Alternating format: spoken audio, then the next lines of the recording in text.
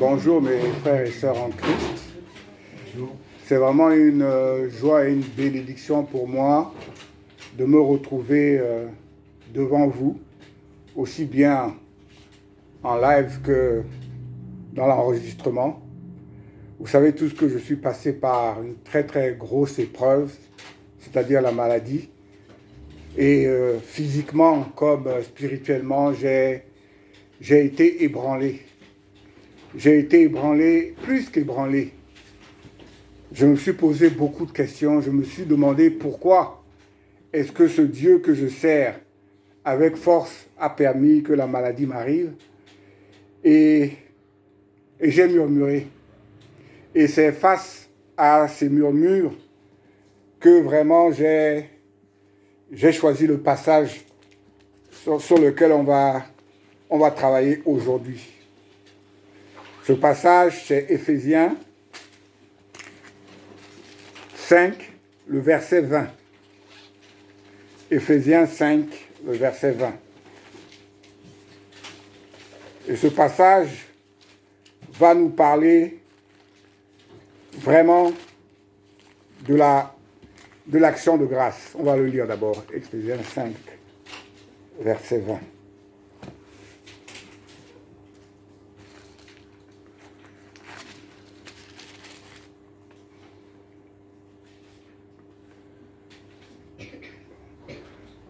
Rendez continuellement grâce pour toutes choses à Dieu le Père, au nom de notre Seigneur Jésus-Christ. Amen. Prions. Oui, Éternel notre Dieu, tout au long de ta parole, que ce soit dans l'Ancien ou dans le Nouveau Testament, tu nous demandes de faire des actions de grâce. Tu nous demandes de faire ces actions pour que nous n'oublions pas de qui vient toute chose. Et c'est pour ça, aujourd'hui, pour ma reprise, après plus de 6 mois d'arrêt à cause de la maladie, j'ai choisi ce sujet pour que tu comprennes que, quelles que soient les situations, je me tourne vers toi, je crie à toi et je te remercie. Parce que tout a commencé par toi et tout va se terminer par toi. En Jésus-Christ, j'ai prié. Amen. Mes frères et sœurs, pour commencer, pour que les choses soient claires, je vais vous donner une définition de ce qu'on appelle l'action de grâce. L'action de grâce est une attitude de reconnaissance, de remerciement envers Dieu. Elle consiste à faire ressortir la bonté de Dieu dans notre vie. Elle consiste à nous donner l'opportunité, quelle que soit, je répète bien, quelle que soit notre situation, que nous fassions ressortir vraiment l'amour que nous avons pour lui.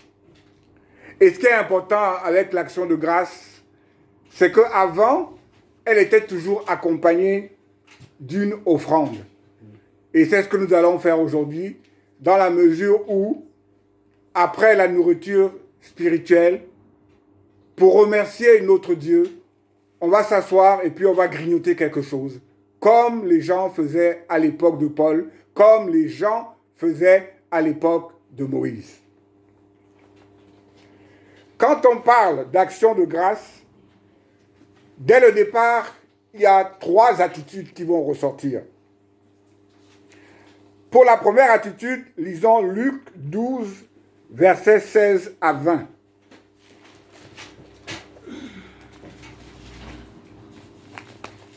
Luc 12, versets 16 à 20.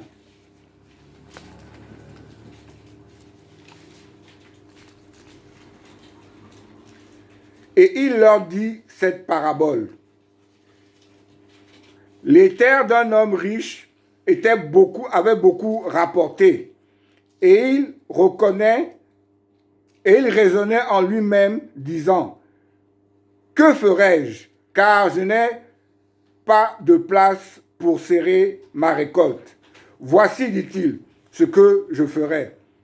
J'abattrai mes greniers, j'en bâtirai de plus grands, et j'y amasserai toute ma récolte et tous mes biens. Et je dirai à mon âme, tu as beaucoup de biens en réserve pour plusieurs années, repose-toi, mange, bois et réjouis-toi. Mais Dieu lui dit, insensé, cette nuit même, ton âme me sera redemandée, et ce que tu as préparé, pour qui cela sera-t-il? Face à cette première attitude, qu'est-ce que ça veut dire? C'est l'attitude des gens qui sont centrés sur eux-mêmes, des gens qui sont orgueilleux et pour qui tout ce qui arrive vient d'eux, pour qui Dieu n'existe pas, pour qui c'est moi, c'est ma puissance, c'est mon intelligence, c'est ma force, c'est ma beauté. Pour eux, bon, tout ce qu'ils font et tout ce qui va être fait est humain et n'a rien à voir vraiment avec Dieu.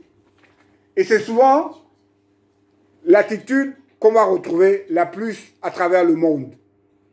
C'est l'attitude qui rejette Dieu. C'est l'attitude qui donne tout pouvoir et toute force à l'homme. Et c'est cette attitude-là qui fait que aujourd'hui, à travers le monde, l'immense majorité des êtres humains ont cette vision des choses. La seconde attitude, lisons Luc 18. Luc 18, versets 10 à 14.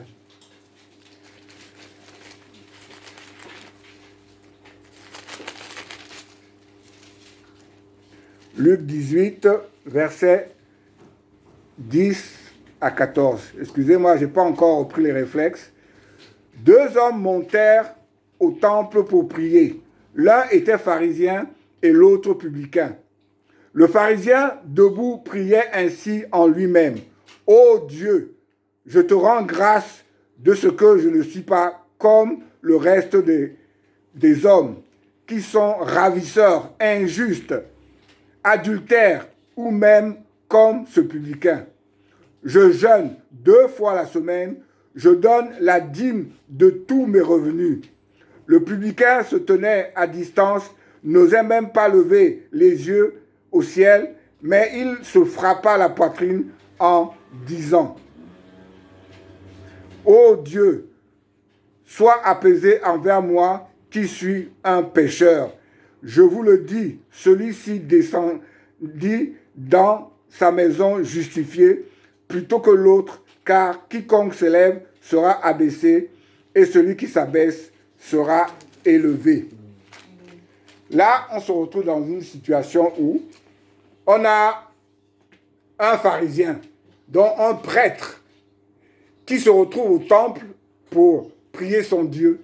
Au temple, théoriquement, pour montrer à Dieu la reconnaissance qu'il est censé avoir vis-à-vis de ce Dieu, qu'il est censé craindre. Mais qu'est-ce qu'on va constater? On va constater que son attitude n'a rien à voir avec une action de grâce. Son attitude est très égocentrique. Son attitude est l'attitude de quelqu'un qui se satisfait de sa situation, de quelqu'un qui se sent même supérieur, notamment au publicain qui est à côté, de quelqu'un qui, vraiment, dans tout son comportement, ne glorifie pas Dieu. Et c'est souvent ce qui nous arrive. Parce que qu'est-ce qui se passe avec ce monsieur-là? Ce monsieur est au temple. Ce monsieur est publicain. Donc, on est censé se demander, on est censé être même sûr qu'il est là pour servir Dieu. Mais beaucoup d'entre nous, malgré que nous soyons pasteurs, que nous soyons anciens, que nous soyons vraiment chrétiens depuis pas mal d'années, on nous colle des étiquettes qui ne correspondent pas souvent à ce que nous sommes. Elles ne correspondent pas à ce que nous sommes. Pourquoi? Parce que ce pharisien est prêtre. Donc, on a toute confiance en lui. Et c'est pour ça que quand Jésus nous dit que, quel que soit ce que nous péchons, ce que nous faisons, nous péchons, ce monsieur, quand on le voit en tant que prêtre, on le respecte. Mais quand on lit ses pensées, quand lui-même, à travers ses pensées, comme on vient de dire, on comprend tout de suite que sa croyance en Jésus ou sa croyance tout court dépend beaucoup plus de l'extérieur que de l'intérieur. C'est un monsieur qui parle bien par rapport au publicain, qui lui, bon, c'est un publicain, tout le monde sait ce qu'il fait, mais ce publicain, lui, reconnaît son péché, reconnaît que devant Dieu, il n'est rien. Tandis que, et il n'a pas besoin de se glorifier comme le pharisien. Et ça, ce pharisien, c'est comme s'il faisait de la simulation. C'est comme si, devant les gens, devant tout le monde, il fallait qu'il montre qui il est. Mais dans ses pensées, dans sa vie, on se rend compte qu'il est tout à fait à l'opposé. Et pour le publicain, c'est l'inverse. Tout le monde va le mépriser parce qu'il est publicain, par ceci, par cela.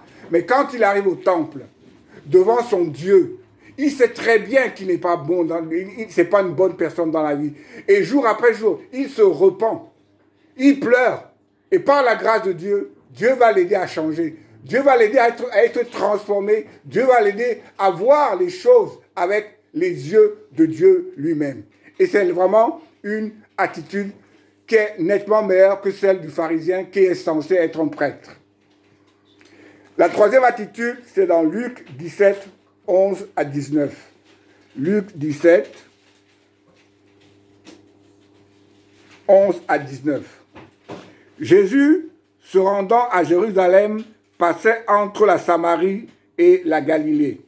Comme il entrait dans un village, 10 lépreux vinrent à sa rencontre, se tenant à distance. Ils élevèrent la voix et dirent: Jésus, Maître, aie pitié de nous. Dès qu'il les vit, il leur dit: Allez vous montrer au sacrificateur. Et pendant qu'ils y allaient, il arriva qu'ils furent guéris. L'un d'eux, se voyant guéri, revint sur ses pas, glorifiant Dieu à haute voix. Il tomba sur sa face aux pieds de Jésus et lui rendit grâce.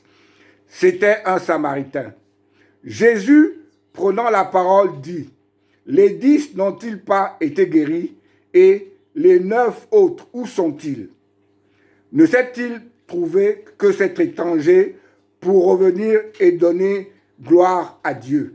Puis il lui dit: Lève-toi, va, ta foi t'a sauvé. Dans cette attitude-là, nous avons 10 lépreux. Ils sont tous malades. Jésus va les guérir. Mais un seul va revenir le voir. Et pire encore, un Samaritain. Et je pense que vous connaissez la haine qui a toujours existé entre les Juifs et les Samaritains. Qu'est-ce qu'on peut tirer comme conclusion? La conclusion, c'est que, à part le Samaritain qui est venu pour la gloire de Dieu, les autres sont venus pour leur maladie. Et quand leur maladie a disparu, ils n'ont pas, pour eux, bon, c'est fait, il n'y a pas de problème. Mais cet étranger, cette personne qui ne fait même pas partie du peuple d'Israël, c'est le seul qui, face à ce qui lui est arrivé, a compris que toutes ces choses-là viennent de Dieu et qu'il est important de revenir voir Jésus pour lui donner vraiment, lui faire comprendre que oui, tu m'as guéri physiquement, mais mieux encore, je sais que par ta grâce seule, tu peux aussi me guérir spirituellement. Et c'est ce que nous devons tous faire face à l'attitude que nous devons avoir devant les actions de grâce. Nous devons comprendre que oui, nous pouvons tomber malades, oui, nous pouvons être guéris, mais face à la maladie comme face à la guérison, nous devons nous retourner en arrière, revenir voir Jésus-Christ, vraiment le glorifier, le remercier de ce qu'il va faire pour nous.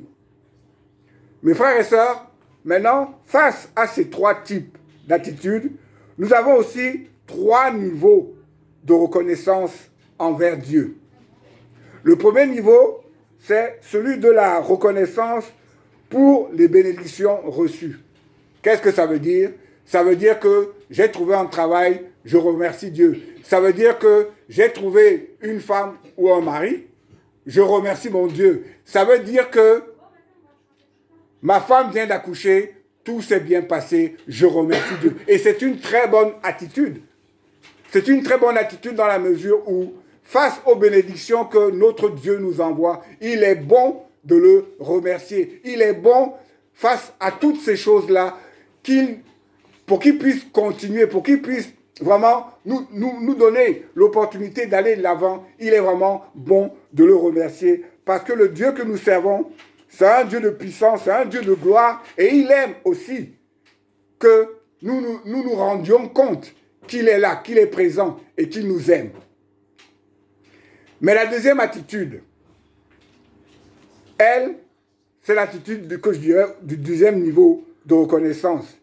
C'est vraiment la reconnaissance dans l'espérance d'une bénédiction, d'une victoire encore à venir. Là, c'est différent. Là, c'est par exemple le peuple d'Israël. Ça, c'est dans Ésaïe. Le peuple d'Israël qui se retrouve encerclé par les troupes babyloniennes. Ils sont là. Non, les troupes assyriennes. Ils sont là. Ils savent qu'ils ne peuvent rien faire. Physiquement, militairement, ils sont à 1 contre 10. Hélas, un peu comme nos frères ukrainiens. Mais parce qu'ils ont mis leur confiance en Dieu, parce que le prophète Ésaïe va venir leur dire, ne craignez rien. Dieu m'a parlé. Quel que soit le nombre d'Assyriens qui sont là dehors, parce que vous êtes avec Dieu, parce que vous êtes le peuple de Dieu, vous allez vaincre. Et ils ont vaincu. Ils ont vaincu. Et ça, c'est la deuxième attitude. Une attitude qui, tu es face à une situation désespérée. Tu ne sais pas comment les choses vont évoluer. Mais parce que tu as mis ta confiance en Dieu, tu ne regardes plus les gens, l'ennemi en face en fonction de leur nombre. Mais tu les regardes avec les yeux de Dieu. Et les yeux de Dieu te disent que tu auras la victoire. Et cette victoire, tu l'auras. Amen. La troisième attitude, entre parenthèses, cette deuxième attitude est meilleure que la première. Elle est meilleure que la première, pourquoi? Parce que c'est à travers cette deuxième attitude qu'on commence à rentrer dans le plan de Dieu. On commence à rentrer dans le plan de Dieu, pourquoi? Parce que, certes, on est dans une situation difficile. Mais on sait qu'on a un Dieu qui est là, un Dieu qui est puissant, un Dieu qui est prêt à être avec nous tout au long de notre vie. Le troisième niveau de reconnaissance envers Dieu est celui où l'on est reconnaissant au milieu de la bataille. Là, on va lire Jonas 2, 1 à 11. L'Éternel fait venir un grand poisson pour engloutir Jonas, et Jonas fut dans le ventre du poisson 3 jours et 3 nuits. Jonas, dans le ventre du poisson, pria l'Éternel, son Dieu. Et il dit, dans ma détresse, j'ai invoqué l'Éternel et il m'a exaucé. Du sein du séjour des morts, j'ai crié et tu as entendu ma voix. Tu m'as jeté dans l'abîme, dans le cœur de la mer, et les courants d'eau m'ont environné. Toutes tes vagues, je répète bien, toutes tes vagues et tous tes flots ont passé sur moi. Je disais, je suis chassé loin de ton regard, mais je verrai encore ton saint temple. Les eaux m'ont couvert jusqu'à m'ôter la vie. L'abîme m'a enveloppé, les roseaux ont entouré ma tête. Je suis descendu jusqu'aux racines des montagnes, les barres de la terre m'enfermaient pour toujours. Mais tu m'as fait remonter vivant de la fosse. Éternel mon Dieu, quand mon âme était abattue au-dedans de moi, je me suis souvenu de l'Éternel et ma prière est parvenue jusqu'à toi dans ton saint temple. Ceux qui s'attachent à de vaines idoles éloigne de la miséricorde. Pour moi, je t'offrirai des sacrifices avec un cri d'action de grâce. J'accomplirai les vœux que j'ai faits. Le salut vient de l'Éternel. L'Éternel parla au poisson et le poisson vomit Jonas sur la terre. Amen. Amen. Ce qu'il y a de particulier à travers ce niveau-là, Jonas sait qu'il a tort. Dieu l'a envoyé à Ninive évangéliser les Ninivites par jalousie, parce qu'il ne comprenait pas comment l'Éternel, le Dieu d'Israël, pouvait vouloir aider le peuple ennemi d'Israël. Au lieu d'aller à l'est, à Ninive, il a préféré aller à l'ouest, à Tarsis, qui est en Espagne. Et les conséquences sont arrivées. Et Jonas, comme nous dans nos vies, face à certaines situations qui nous arrivent, nous savons très bien que nous sommes responsables. Nous savons très bien que ce qui nous arrive, je ne dis pas toujours, mais ce qui nous arrive, nous l'avons cherché. Et c'est pour ça que Jonas remémore Dieu des bénédictions que Dieu a fait avant pour lui. Parce qu'il sait que sa situation présente, bon, c'est à Dieu de choisir, lui. Et c'est ça qui est le plus important. Face à sa situation présente, il n'en veut pas à Dieu. Et c'est ça que j'aime bien. Il dit même, t'es vague. Parce qu'il sait très bien que le Dieu que nous servons, il est au contrôle de tout. Il est l'alpha, il est l'oméga. Donc il sait toutes choses. Donc s'il nous envoie telle ou telle situation, s'il m'a envoyé la maladie, il sait pourquoi il l'a fait. S'il a permis que cette maladie-là puisse m'arriver, il sait pourquoi. S'il a permis que Jonas se retrouve dans le ventre du poisson, il sait pourquoi. Et quand nous sommes face à cette situation-là, ce que nous avons à faire, comme Jonas, c'est de prier, de crier, de pleurer, pour qu'ils comprennent que oui, nous sommes dans la détresse. Jonas était dans le ventre du poisson. Moi, j'étais dans le tréfonds de la maladie. Et comme Jonas, j'ai pleuré, j'ai crié, et Dieu m'a délivré. Et comprenons une chose, rien de ce qui peut nous arriver ne peut nous arriver sans qu'il soit au courant. Donc ne l'oublions jamais. Bon, ça ne va pas nous empêcher de murmurer, ça ne va pas nous empêcher d'être dans l'inquiétude. Mais comprenons une chose, tout ce qui nous arrive, Dieu est au courant. Et cette attitude de Jonas, c'est la meilleure des attitudes pour un enfant de Dieu. C'est la meilleure des attitudes, pourquoi? Parce que sa façon de réagir nous fait comprendre que le Dieu que nous servons est au contrôle de tout. Et que quel que soit ce qui va nous... Jonas n'a pas demandé à Dieu que Dieu lui permette de sortir dans le ventre du poisson. Ce qu'il a fait, il a fait une action de grâce. Il a fait comprendre à son Dieu que quel que soit ce qui va arriver, il est son Dieu et il va toujours l'aimer. Et c'est Dieu seul qui a déterminé le choix de le faire sortir du ventre de ce poisson. Comme c'est Dieu seul qui a déterminé le choix de que je commence à sortir de la maladie. Non, je vais être puissant avec mon Dieu. Je dis, c'est Dieu seul qui fait que je sois sorti de la maladie. Amen. Amen. Il faut sortir de la maladie. Amen. En conclusion, mes frères et sœurs, être reconnaissant n'est pas une option. Elle n'est pas facultative, mais c'est une nécessité et c'est la raison pour laquelle il est vraiment bon de répondre à certaines questions que nous pose justement le texte à étudier. Quand devons-nous rendre grâce?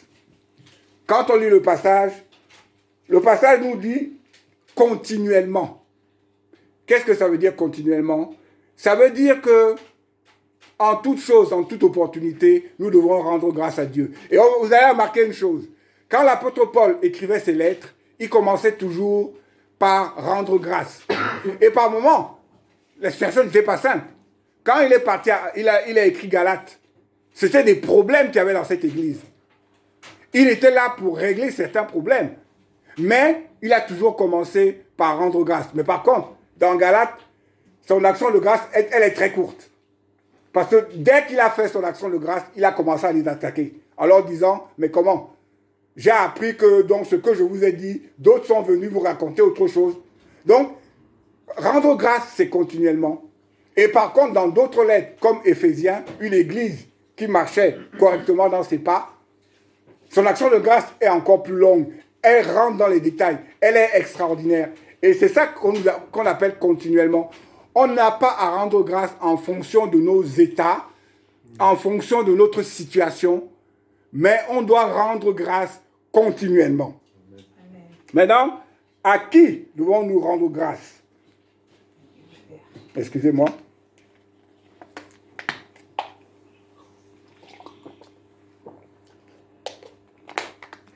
Nous devons rendre grâce à Dieu. Nous devons rendre grâce à Dieu, pourquoi?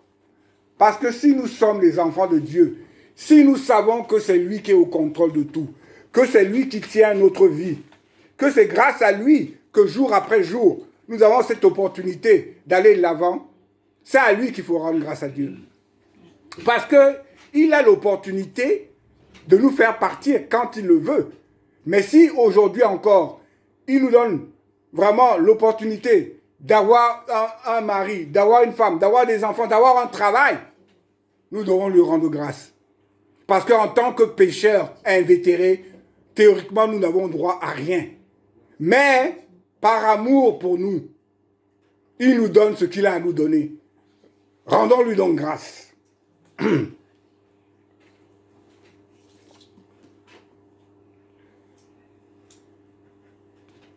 En quoi devons-nous rendre grâce?